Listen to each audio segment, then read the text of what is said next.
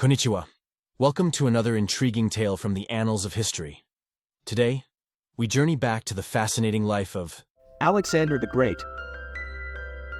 In the heart of ancient Macedon, a young man named Alexander seethed with an intense dislike for his father, King Philip. The young prince despised Philip's cunning, cautious nature, his love of lavish feasts, and his indulgence in sports and pastimes that Alexander deemed frivolous.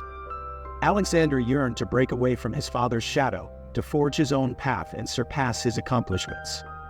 He would not be content with inheriting wealth and living a life of leisure. He craved glory, conquest, and the recognition as the greatest ruler of all time.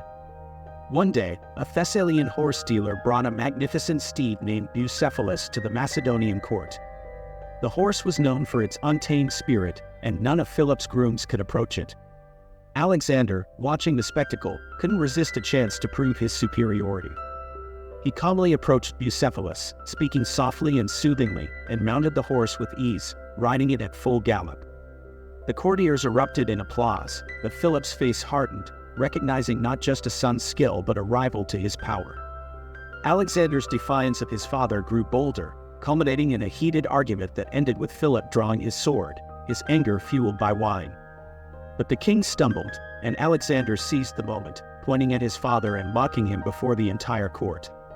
Fate intervened when a disgruntled courtier assassinated Philip, plunging the kingdom into chaos and rebellion.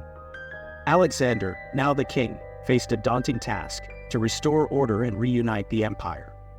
His father's advisors urged him to proceed cautiously, to emulate Philip's cunning approach to conquest. But Alexander, ever the rebel, had his own methods. He marched swiftly to the farthest corners of the kingdom, suppressing to the Macedonian Empire. As he consolidated his power, Alexander's gaze turned eastward, to Persia, the prize that had eluded his father, who had long dreamed of conquering Asia. With an army of 35,000 men, Alexander crossed into Asia, facing a Persian force that outnumbered him by over 1,000,000.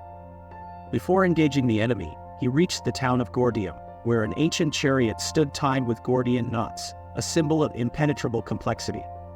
Legend held that any man who could untie the knot would become the ruler of the world. Many had tried, but none had succeeded. Alexander, not one to be bound by tradition, took out his sword and with a single stroke, sliced the knot in half. It was a symbolic act, a declaration that he would not be constrained by the rules of the past, that he would carve his own path to greatness. Against all odds, Alexander conquered the Persian Empire, his name echoing through the ages. But his ambition knew no bounds. He pressed on to India, extending his reach beyond all known limits, his empire stretching across continents. Only his weary and disgruntled soldiers forced him to halt his relentless pursuit of conquest. Alexander the Great, the son who despised his father's cautious ways, had become the conqueror who surpassed all others. His name remains etched in history, a testament to his insatiable drive for glory and his ability to break free from the shackles of the past. Avoid stepping into the shoes of a great man. If you follow in the footsteps of someone who has already achieved great things, it will be difficult to outshine them. Instead, create your own path and establish your own reputation. Don't be afraid to break away from the past and forge your own identity.